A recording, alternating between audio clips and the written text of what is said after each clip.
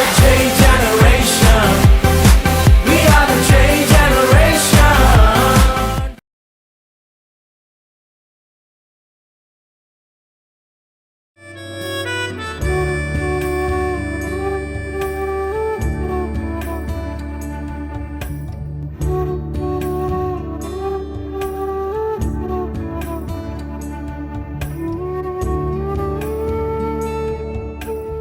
கிறிஸ்துவுக்குள் மிகவும் பிரியமானவர்களே, உங்களை மீண்டுமாக ஜாஷ்வா டிவி மூலமாக சந்திப்பதில் மிகுந்த மகிழ்ச்சி அடைகிறேன்.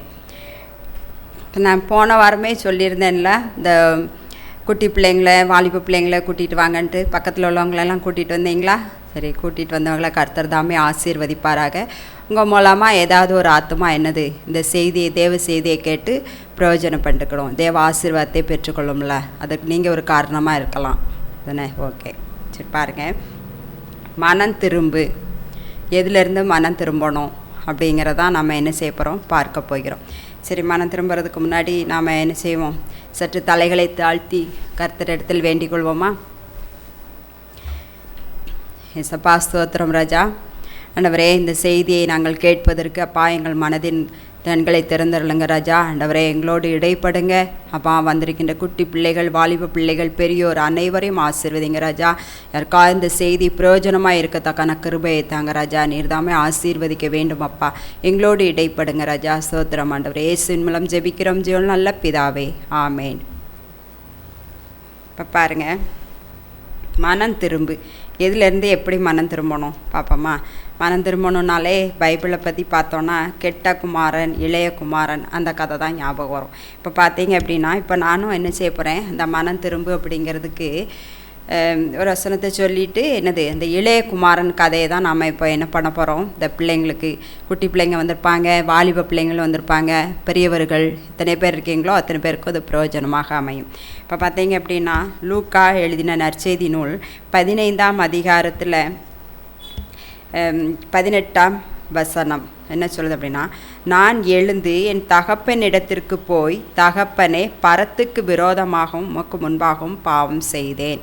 அதே இது 18ஆம் வசனம் இதை சொல்கிறதா. அதுக்கப்புறம் 24ஆம் வசனம் என்ன சொல்லுது அப்படின்னா, என் குமாரனாகி இவன் மரித்தான், திரும்பவும் உயிர்த்தான், காணாமல் போனான், திரும்பவும் காணப்பட்டான் என்றான். அப்படியே அவர்கள் சந்தோஷப்பட தொடங்கினார்கள். இப்போ நாம் நம்முடைய பிள்ளைகள் அநேகர் என்ன செய்வாங்க, நிறைய பிள்ளைகள், வாலிப பிள்ளைங்களுக்கு இப்போ பரந்துபட்ட உலகத்தில் நாம் என்னது ரொம்ப கண்ணியமாக உண்மையாக நடந்து கொள்வதற்கு எவ்வளோ பிரயாசப்பட்டாலும் வீட்டை விட்டு வெளியில் போனாலே என்னது பாவம் செய்கிற மாதிரி சூழ்நிலைகள் தான் இருக்குது. அதே மாதிரி வீட்டுக்குள்ளாகவே இப்போ என்ன செய்யுது, டிவி, செல்ஃபோன் இதுக்கெல்லாம் அடிமையாகி பிள்ளைங்க என்ன செய்கிறாங்க, பாவத்துக்கு அடிமையாகி விடுறாங்க. இப்போ இதே இது தான் ஆண்டவர் இதில் வேதாகமத்தில் நம்மளுக்கு ஒரு கதையை சொல்லியிருக்காங்க. என்ன அப்படின்னா, இளைய குமாரன் கதை. அதாவது ஒரு தகப்பனுக்கு 2 பிள்ளைங்கள், ஆண் பிள்ளைகள் இருந்தாங்க. அவங்க என்ன பண்ணாங்க அப்படின்னா, இப்போ இதில் அவங்களுக்கு சிறு பிள்ளைகளும் வாலிப பிள்ளைகள் எல்லார் பெரியவங்களும் என்னது இதை தெரிந்து கொள்ளலாம் அப்படிங்கிறதுக்கு தான் அவங்களுக்கு என்னது பிக்சர் மூலமாக கொஞ்சம் சாட்டலான் இருக்கேன்.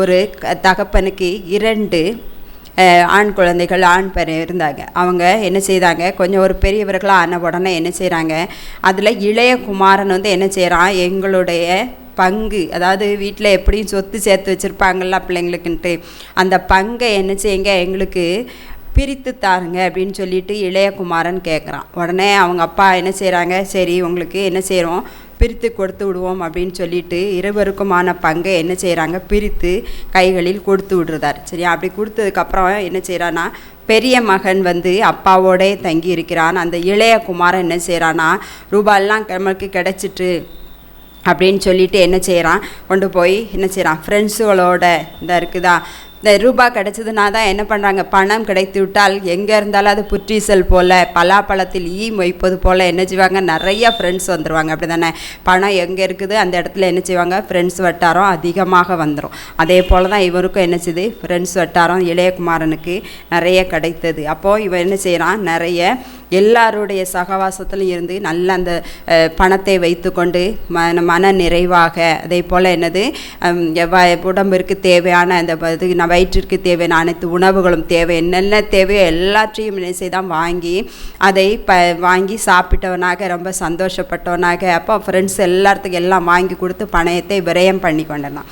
அப்படி இருக்கிற வேளையில் அவருக்கு என்ன ஆச்சுது அப்படின்னா நிறைய பெண்கள் சகவாசமும் கிடைத்தது. அப்போ பெண்கள் சகவாசம் வரும்போது பணம் கூட கொஞ்சமாக என்ன செய்து செலவு பண்ண வேண்டிய சூழ்நிலை வருது. அப்போ அப்படி இருக்கிறப்போ அந்த நேரத்தில் பஞ்சம் வர ஆரம்பித்தது. ஏன்னா அவன் இருக்கிற அந்த நேரத்தில் கொஞ்சம் எல்லா ஆஸ்திகளும் இருக்குது, அந்த பணத்தை செலவு பண்ணக்கூடிய சூழ்நிலை எல்லாம் நிறைய இப்போ இருக்குது. அப்படின்னா பணம் எவ்வளோ நாள் இருக்கும் கையில்?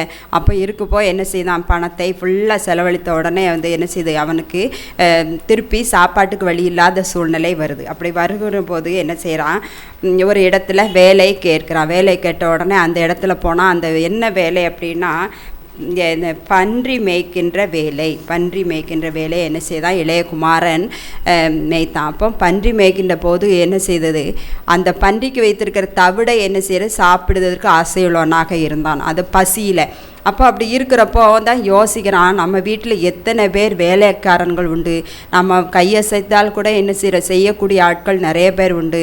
தன்னுடைய அப்பா வீட்டிலே சாப்பிடுவதற்கு நாம் என்ன செய்யலை, கொஞ்சம் கூட யோசிக்காமல் என்ன தேவையோ நாம் சாப்பிட்டு கொண்டோம். அதே மாதிரி நான் சுகபோகமாக வாழ்ந்துறோம். நாம் பணத்தை எல்லாம் இப்போ வாங்கிட்டு வந்துட்டு இப்போ என்ன செய்கிறோம், பணம் செலவானதுக்கப்புறம் என்ன செய்கிறோம், சாப்பாட்டுக்கே வழி இல்லாமல் இருக்கேன்ட்டு அந்த பன்றி மேய்க்கின்ற வேலையில் என்ன செய்கிறான், கொஞ்சம் யோசிக்கிறான். அந்த நேரம் தான் யோசிக்கான். அப்போ அந்த பன்றிக்கு போடுற தவிட்டை கூட அங்கே கொடுப்பதற்கு இவனுக்கு ஆள் கிடையாது.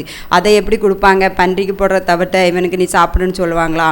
அப்படியெல்லாம் கொடுக்க முடியலன்னு உடனே தான் அந்த நேரம் தான் என்ன செய்யுது, தகப்பனுடைய ஞாபகம் என்ன செய்கிறான், வீட்டுக்கு மனம் திரும்பி வீட்டுக்கு கடந்து செல்வனா, அந்த மனம் திரும்பி தான் போகிறான். அதற்காக மனம் திரும்பி என்ன செய்கிறான், அவசரமாக அவன் என்ன செய்கிறான், போயிட்டு நம்ம அப்பாவிடம் போனால் நமக்கு என்ன கிடைக்கும், திரும்பவுமாக நமக்கு என்னது எல்லாம் அவர் சேர்த்து கொள்வார் அப்படின்னு சொல்லிட்டு போகிறான். போகும்போது தூரத்திலே வருகின்ற போதே அவனுடைய தகப்பன் என்ன செய்து கொண்டார், அவனை அடையாளம் கண்டு கொண்டு தன்னுடைய இளைய மகன் வருகிறானே என்று ஓடி போய் என்ன செய்கிறார், அவனை ஓடி போய் கட்டி பிடிச்சி முத்தம் கொடுத்து மகனே வான்னு சொல்லிட்டு அவ்வளோ ஆசையாக கூப்பிட்டுருக்காங்க.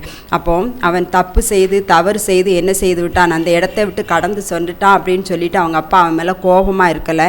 எப்போ தன்னுடைய மகன் வருவானோ அப்படின்னு சொல்லிட்டு என்ன செய்கிற ஆவலோடு காத்திருந்து அவனை கட்டி தழுவி கொண்டார் அப்படின்னு தான் இந்த வேதத்தில் நாம் என்ன செய்கிறோம், இந்த கதையை நாம் பார்க்கிறோம். இளையகுமாரன் கதை. இப்போ சிறு பிள்ளைகளுக்கு எதுவும் ஒன்று சொல்லணும்னா அந்த இளையகுமாரன் கதையை சொல்லுவாங்க.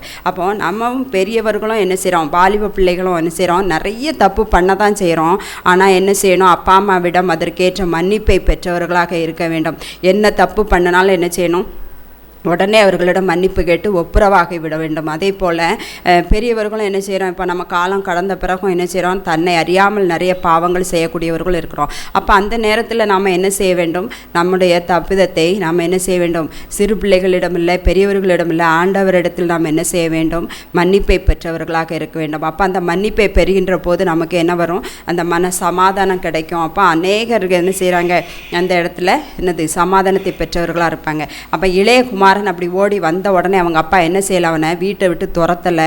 என்ன செய்தாங்க, அவனை கூப்பிட்டு என்ன செய்ய ஆற தழுவி கட்டி சேர்ந்து பிடிச்சி என்ன செய்கிற வீட்டுக்கு கூட்டிக்கிட்டு வந்து தன்னுடைய வேலைக்காரர்களிடம் சொல்லி என்ன செய்வனுக்கு சமைத்து சாப்பிடுவதற்கு என்ன செய், கொளுத்த கன்றை அடித்து சமையல் பண்ணு அப்படின்னு சொல்லி அவனுக்கு என்ன செய், நல்ல வஸ்திரங்களை போட்டு விடு அப்படின்னு சொல்லிட்டு கைக்கு மோதிரமும் காலுக்கு பாதரட்சை செருப்பையும் என்ன செய்தார் கொடுத்து அவனை என்ன செய்தார், தன்னுடைய பிள்ளையாக திரும்பவுமாக வீட்டிற்கு அழைத்து வந்தார். அப்படி அழைத்து வந்து அவன் இருக்கும்போது என்ன செய்கிறாங்க, வீட்டில் உள்ள வேலைக்காரர் எல்லாரும் என்ன செய்கிறாங்க, தன்னுடைய எஜமான் தனக்கு கொடுக்குற மரியாதை திரும்பவுமா என்ன செய்வாங்க, அந்த இளையகுமாரனுக்கு கொடுத்துருப்பாங்க. அதே மதிப்பு மரியாதையும் அந்த வீட்டில் அவனுக்கு கிடைக்கிறது. எதனால், மனம் திரும்பி வந்ததுனால தான். இப்போ இதே இது மனம் திரும்பாமல் திரும்பவுமாக வேறு இடத்துக்கு சென்றிருந்தால் அவனுடைய நிலைமை என்ன இருக்கும். அதே போல் தான் நாம் என்ன செய்யணும், எவ்வளோ தவறு செய்தவர்களாக இருந்தாலும் நாம் என்ன செய்ய வேண்டும், மனம் திரும்பினவர்களாக மனம் திரும்பி மன்னிப்பை பெற்றவர்களாக நாம் இருக்கின்ற போது என்ன செய்யலாம், நாமும் இந்த இளையகுமாரனை போல திரும்பவும் என்ன செய்யலாம், நம்முடைய வீட்டிற்கு கடந்து வந்தவர்களாக இருக்கலாம். அப்போ அப்படி இருக்கின்ற வேளையிலே நாமும் என்ன செய்யணும், ஆண்டவரிடத்தில் மன்னிப்பை பெறுகின்ற போது ஆண்டவருடைய பிள்ளையாக நாமை அவர் என்ன செய்வார், ஏற்றுக்கொள்வதற்கு வல்லவராக இருக்கிறார். அப்போ குட்டி பிள்ளைங்க என்ன செய்யுங்க, எத்தனையோ தவறுகள் நாம் என்ன செய்கிறோம் அப்படி தானே.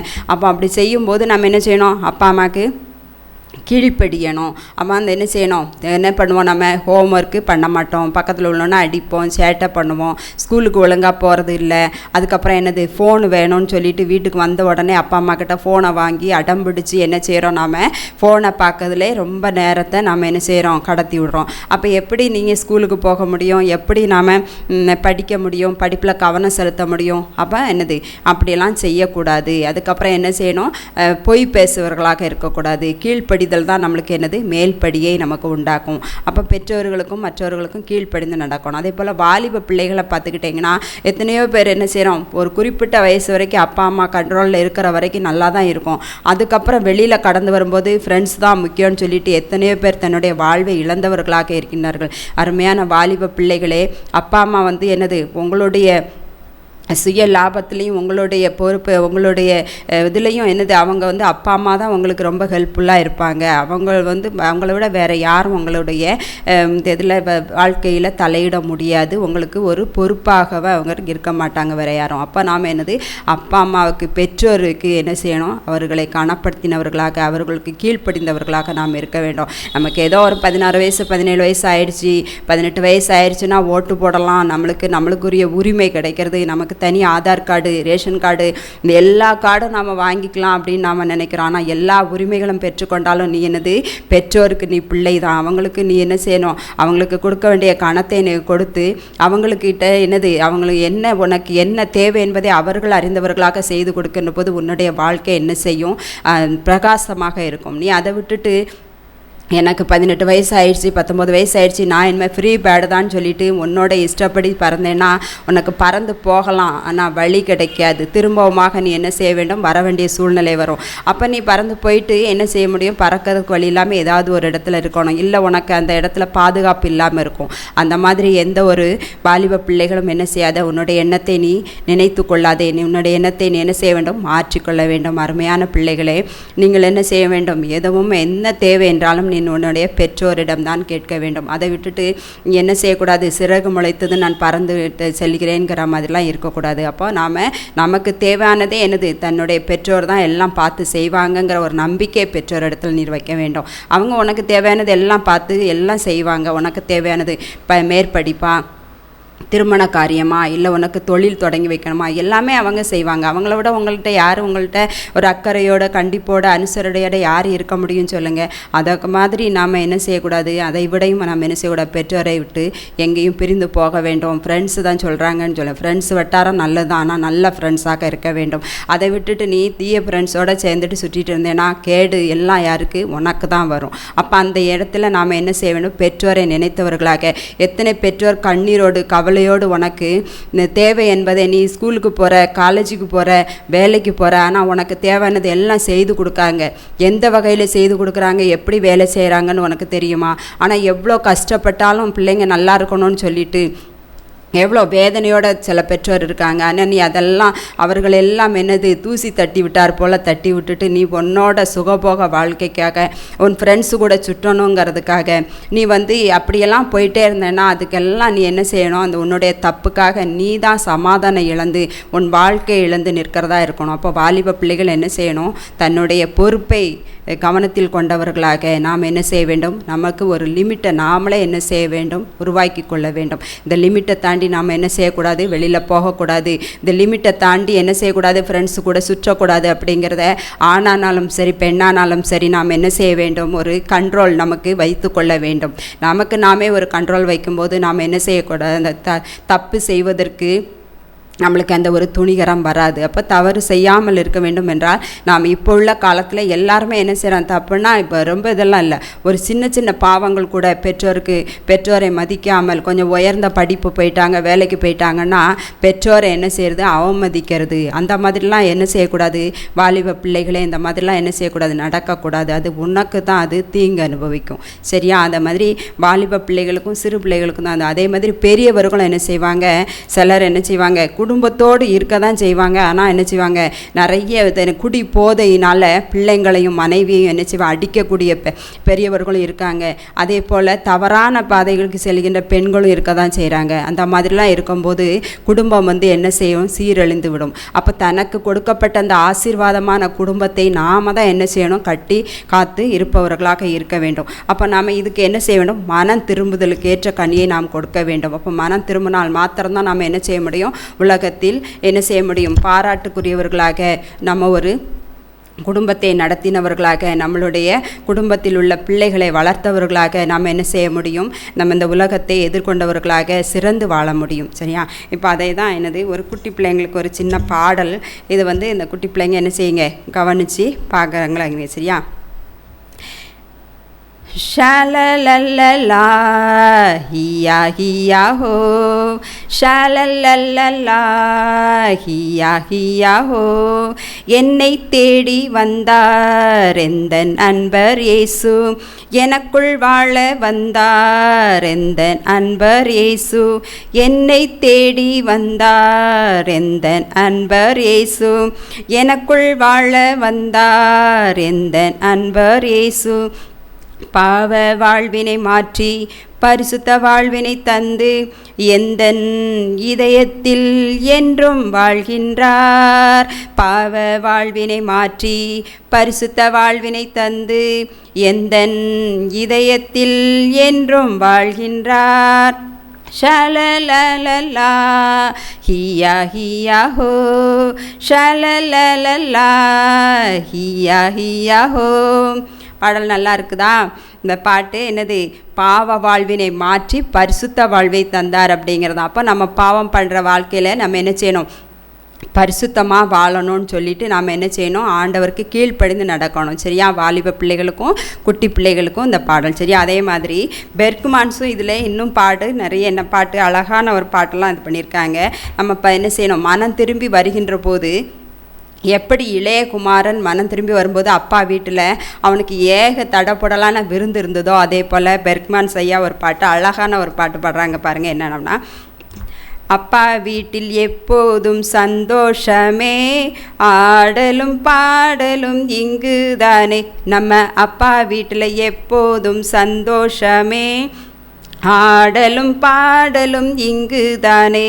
ஆடுவோம் கொண்டாடுவோம் பாடுவோம் நடனமாடுவோம், அல்லேலூயா ஆனந்தமே எல்லையில்லா பேரின்பமே, அல்லேலூயா ஆனந்தமே எல்லையில்லா பேரின்பமே. நம்ம அப்பா வீட்டில் எப்போதும் சந்தோஷமே, ஆடலும் பாடலும் இதுதானே.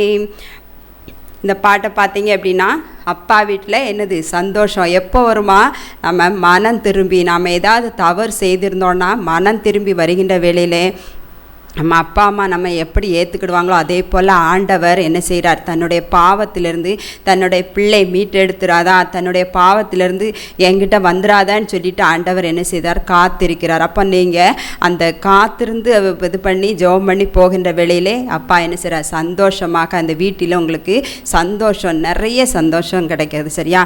அப்போ நம்ம ஒரு கீழே பரலோகத்தில் என்ன செய்யுது, ஒரு பாவி மனம் திரும்புகின்ற வேளையில் அங்கே என்ன செய்யுது, சந்தோஷம் உண்டாகிறது. அப்போ இந்த மனம் திரும்புதல் அப்படிங்கிற இந்த இதில் இளையகுமாரன் எப்படி மனம் திரும்பி வந்தானோ அதே போல் என்ன செய்யணும், நாம் சின்ன சின்ன பாவங்களுக்கும் நாம் என்ன செய்யணும், அதை மன்னிக்கப்பட்டவர்களாக நாம் என்ன செய்யணும், கடந்து வருகின்ற போது நமக்கு சந்தோஷம் கிடைக்கும், சமாதானம் கிடைக்கும். சரியா? சரி, வாரம் ஜாஷ்வா டிவியில் 6:30 வெள்ளிக்கிழமை தோறும் என்ன செய்யுங்க, இந்த செய்தியை பார்த்துட்டு நீங்கள் என்ன செய்யுங்க, தேவ ஆசீர்வாதத்தை பெற்றுக்கொள்ளுங்கள். மற்றவர்களுக்கும் இதை என்ன செய்யுங்க, இந்த செய்தியை நீங்கள் அறிமுகப்படுத்துங்க. தேவ ஆசீர்வாதத்தை பெற்றுக்கொள்ளுங்கள். கர்த்தர் தாமே இந்த செய்தியை ஆசீர்வதிப்பாராக. ஆமேன்.